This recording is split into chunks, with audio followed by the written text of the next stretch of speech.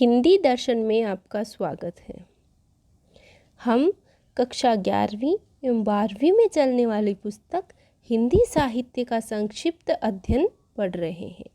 कल की कक्षा में हमने हिंदी साहित्य के इतिहास के स्रोत एवं हिंदी साहित्य के इतिहास का प्रयोजन के विषय में जाना और आज की कक्षा में हम हिंदी साहित्य के इतिहास की लेखन परंपरा को जानेंगे। यहाँ से हिंदी विषय की प्रत्येक परीक्षा में प्रश्न पूछा जाता है, इसलिए आज की कक्षा को आप बहुत ध्यान से पढ़ेंगे। तो आइए देखते हैं। हिंदी साहित्य की लेखन सामग्री प्राप्ति के पश्चात विद्वानों ने इतिहास लेखन प्रारंभ किया। हिंदी साहित्य का प्रथम इतिहास लेखन का श्रेय किसको जाता है? फ्रेंच भाषा के विद्वान गार्सा दतासी को जाता है।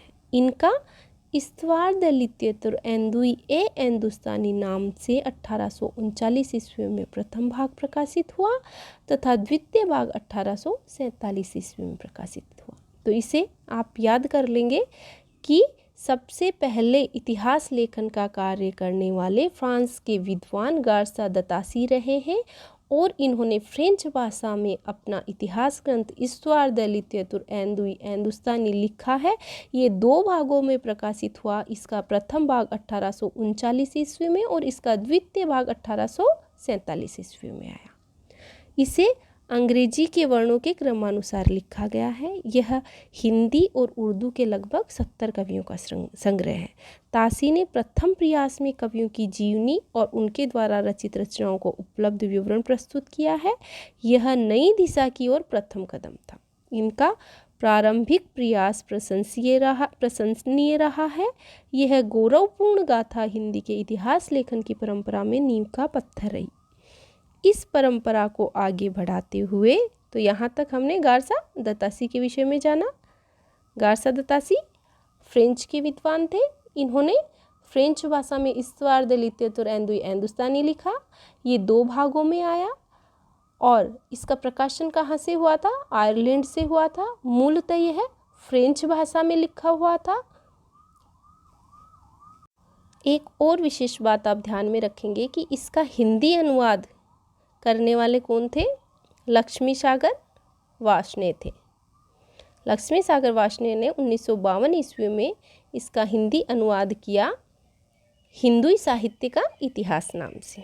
ये भी प्रश्न कभी कभी परीक्षाओं में पूछ लिया जाता है।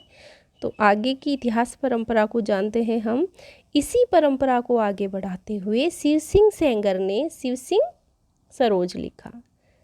इस परंपरा को आगे किसने बढ़ाया? शिव सिंह सेंगर ने। इन्होंने शिव सिंह सरोज नामक ग्रंथ 1883 ईस्वी में लिखा, जो हिंदी साहित्य का दूसरा इतिहास ग्रंथ था। इसमें लगभग 1000 कवियों का वर्णन मिलता है। इसमें कवियों की जीवनी, जीवन संबंधी घटनाएं, चरित्रों एवं उनकी कविताओं के संग्रह को संग्रहित किया गया है। हिंदी इतिहास लेखन का तीसरा प्रयास, तो दूसरा प्रयास किसके द्वारा किया गया?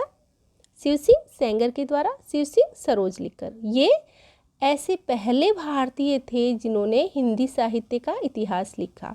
इतना ही नहीं, इस पुस्तक में तत्कालीन समय में उपलब्ध हिंदी काव्य संबंधी संपूर्ण जानकारी को हम एक जगह रखने का सराहनीय प्रयास शिव सिंह सेंगर जी ने किया, जिससे जो परवर्ती इतिहासकार हैं उनको आसानी हुई। यह हिंदी भाषा में रचित सर्वप्रथम इतिहास ग्रंथ है। कौन सा? शिव सिंह सरोज। और इसमें काल विभाजन का प्रयास नहीं किया गया। ना काल विभाजन का प्रयास गार्सा दतासी ने किया, ना शिव सिंह सरोज ने किया। आगे हम देखते हैं तीसरा इतिहास ग्रंथ। इसी परंपरा में हिंदी इतिहास लेखन का तीसरा प्रयास किसने किया? जॉर्ज ग्रियर्सन ने किया। The modern vernacular literature of Hindustan ग्रंथ लिखकर के नाम से लिखा। यह एशियाटिक सोसाइटी ऑफ बंगाल से 1888 ईस्वी में प्रकाशित हुआ। यह भी कई बार परीक्षाओं में पूछा जाता है कि जॉर्ज ग्रियर्सन का the modern vernacular literature of Hindustan ग्रंथ जो है वह कहाँ से प्रकाशित हुआ? तो एशियाटिक सोसाइटी ऑफ बंगाल से प्रकाशित हुआ। इन्होंने इस इतिहास को वैज्ञानिक दृष्टि से व्यवस्थित किया।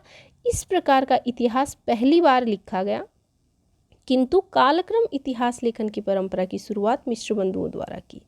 जॉर्ज ग्रियर्सन ने पहली बार काल विभाजन और नामकरण का प्रयास किया। ये प्रश्न कई बार पूछा जाता है कि सबसे पहले काल विभाजन और नामकरण का प्रयास किसने किया? जॉर्ज ग्रियर्सन ने किया।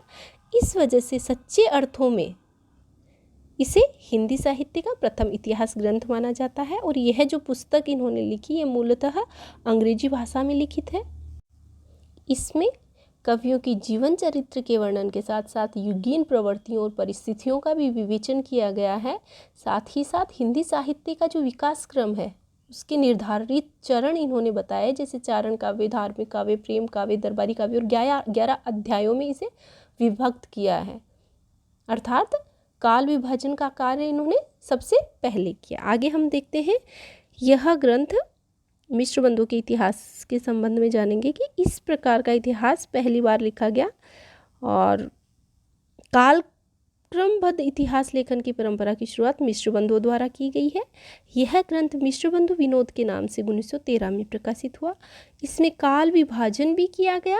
इसी समय हिंदी साहित्य जगत में एक देदीप्यमान नक्षत्र का अवतरण हुआ। इनका नाम था आचार्य रामचंद्र शुक्ल। तो हम पहले थोड़ा सा मिश्र बंधुओं के इतिहास के संदर्भ में जानते हैं और उसके पश्चात हम आचार्य रामचंद्र शुक्ल के बारे में जानेंगे। मिश्र बंधु ये 3 भाई थे, गणेश बिहारी मिश्र, श्याम बिहारी मिश्र और सुखदेव बिहारी मिश्र। ये प्रश्न परीक्षाओं में पूछा जाता है कि ये जो 3 भाई थे इनमें से कौन सा नाम नहीं है। गणेश बिहारी मिश्र थे, श्याम बिहारी मिश्र थे और सुखदेव बिहारी मिश्र थे। मिश्र बंधुओं ने अपनी पुस्तक में लगभग 5,000 कवियों को स्थान दिया है। अनेक अज्ञात कवियों को भी इन्होंने इसमें शामिल किया है। साहित्यिक महत्व पर प्रकाश डाला है। कवियों की जीवन चरित्र के वर्णन के साथ साथ साहित्य के विविध अंगों पर भी प्रकाश डाला है। आगे देखते हैं आचार्य रामचंद्र शुक्ल। इन्होंने हिंदी साहित्य के इतिहास को सुव्यवस्थित कालक्रमानुसार लिखा। इस इतिहास को हिंदी साहित्य का प्रमाणिक प्रारंभिक ग्रंथ माना जाता है। आचार्य रामचंद्र शुक्ल के इतिहास के संदर्भ में आप सब जानते हैं, यह नागरी विचारणी सभा द्वारा हिंदी शब्द सागर की भूमिका के रूप में 1929 ईस्वी में प्रकाशित हुआ। आचार्य रामचंद्र शुक्ल ने हिंदी साहित्य के इतिहास को 4 भागों में विभाजित किया। कौन से 4 भागों में विभक्त किया? पहला, इन्होंने आदिकाल को वीरगाथा काल नाम दिया, भक्ति काल को पूर्व मध्यकाल, रीतिकाल को उत्तर मध्यकाल और आधुनिक काल को गद्यकाल नाम दिया। आदिकाल का समय इन्होंने विक्रम संवत 1050 से 1375 तक माना। भक्ति काल का समय इन्होंने 1375 से 1700 तक माना। रीतिकाल का समय इन्होंने 1700 विक्रम संवत से 1900 तक माना। और आधुनिक काल अर्थात इन्होंने जिसे गद्यकाल कहा है का समय इन्होंने 1900 से 1984 या अब तक माना। आगे हम देखते हैं कि आचार्य रामचंद्र शुक्ल ने किन ग्रंथों का विशेष सहयोग लेकर या साहित्य सामग्री या किन रचनाओं का सहयोग लेकर अपना इतिहास ग्रंथ लिखा।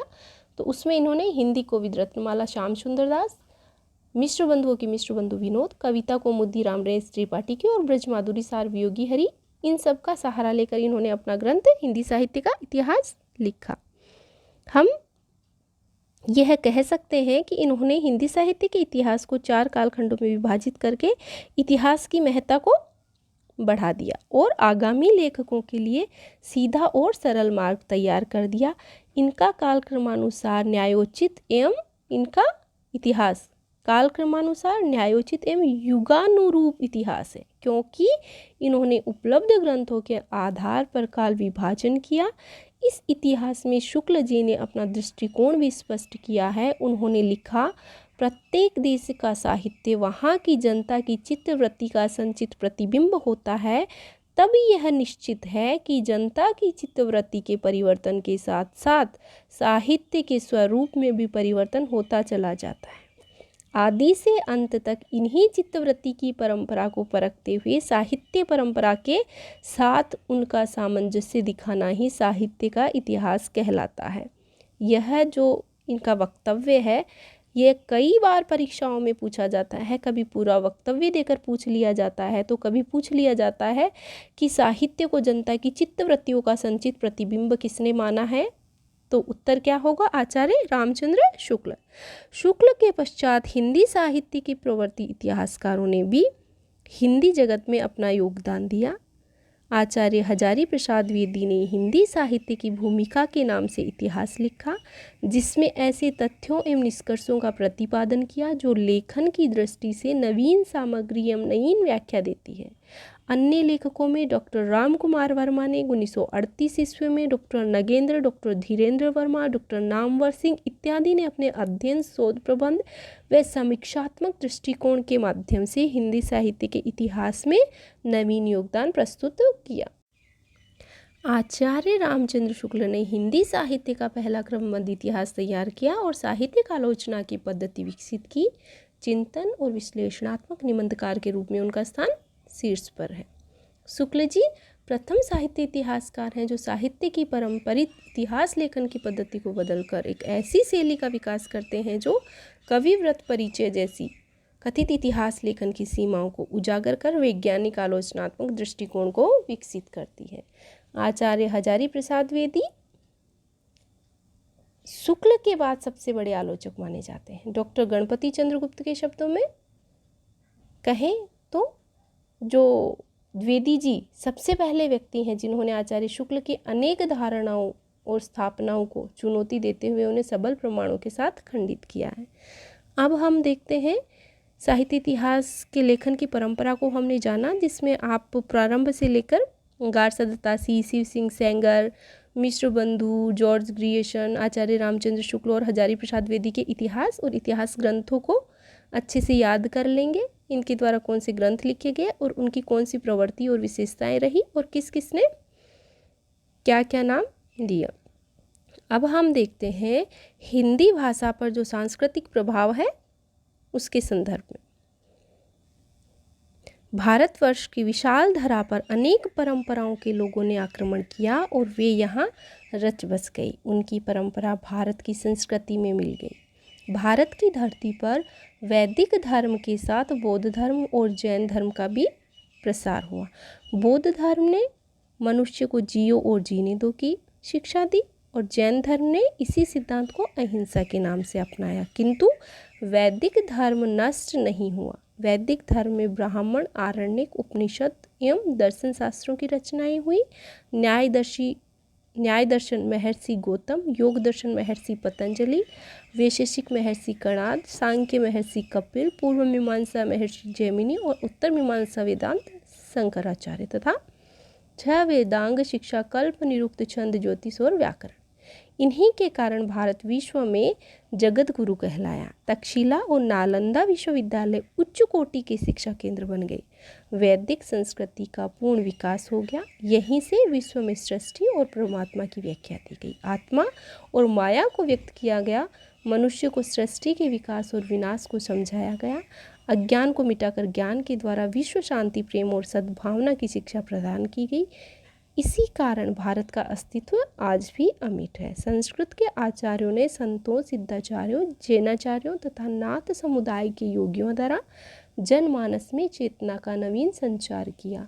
चित्त वृत्तियों का सात्विक प्रवृत्तियों की ओर मार्गदर्शन किया। इसका प्रमुख श्रेय भारतीय वैदिक साहित्य में ऋग्वेद को जाता है, क्योंकि ऋग्वेद की ऋचाएँ सृष्टि के तत्वों की प्रामाणिक व्याख्या प्रदान करती हैं। जैसे इंद्र, वरुण, सूर्य, पृथ्वी आदि को देवों की संज्ञा देकर सृष्टि के संचालन में इनके सहयोग को प्रदान करने के कारण इनकी स्तुति की गई। यह सत्य जगत विदित है कि इन तत्वों के माध्यम से सृष्टि आज भी संचालित है। ऋग्वेद हमारे साहित्य का मूल है। संस्कृत भाषा से पाली, पाली से प्राकृत, प्राकृत से अपभ्रंश की उत्पत्ति हुई और क्षेत्रीय अपभ्रंश भाषाओं से उपभाषाएं एवं बोलियों की हिंदी भाषा का जन्म कारण है। इस हिंदी साहित्य पर वैदिक कालीन संस्कृत के शब्दों की अमिट छाप रही। वाल्मीकि, वेदव्यास, अश्वघोष, कालिदास, बाणभट्ट, दंडी, भामा, भारवी, भवभूति, विश्वनाथ, जयदेव, माँ, कल्हण आदि कवियों ने तथा अपभ्रंश साहित्य के अनेक आचार्यों के काव्यों ने हिंदी भाषा को प्रभावित किया। अब्दुल रहमान का संदेश रासक, जोइंदू कृत परमात्मा प्रकाश, धनपाल कृत भविष्यत कथा, पुष्पदंत कृत जशहरचर्यु, शंभु कृत पौमचर्यु, मुनि राम सिंह कृत पाहुड़दोहा, हेमचंद्र कृत शब्दानुशासन जैसी कृतियों का हिंदी साहित्य में अमूल्य योगदान है। राहुल सांकृत्यायन तो इस समय के सरहपा यानी सरहपाद कवि को हिंदी का पहला कवि मानते हैं। यहाँ से प्रश्न यहाँ से आ सकता है, इस ऊपर वाले गद्यांश में से। ये जो रचनाएं दी हुई हैं, अब्दुल रहमान की संदेश रासक, जोइंदू की परमात्मा प्रकाश, धनपाल की भविष्यत कहा, पुष्पदंत की जशहर चरियू, शंभू की पौम चरियू, मुनि राम सिंह की पाहुड़ दोहा, हेमचंद्र की शब्दानुशासन जैसी कृतियाँ। और पहला कवि सरहपा को किसने माना? राहुल सांकृत्यायन जी ने माना। एक तो प्रश्न यहाँ से बनता है और एक प्रश्न बनता है भाषाओं का जो क्रम है कि भाषा का जो विकास है हिंदी भाषा का, वह कैसे हुआ? संस्कृत से पाली आई, पाली से प्राकृत आई, प्राकृत से अपभ्रंश आई और अपभ्रंश से अवहट और अवहट से हिंदी का विकास हुआ। यहाँ से प्रश्न पूछा जा सकता है। तो इस गद्यांश में से ये दो ही चीज़ें महत्वपूर्ण हैं जो आप ध्यान में रखेंगे, एक भाषाई विकास और एक ये रचना और रचनाकारों के नाम जो पूछ लिए जाते हैं। आज की कक्षा में इतना ही, आगे हम कल की कक्षा में पढ़ेंगे। धन्यवाद।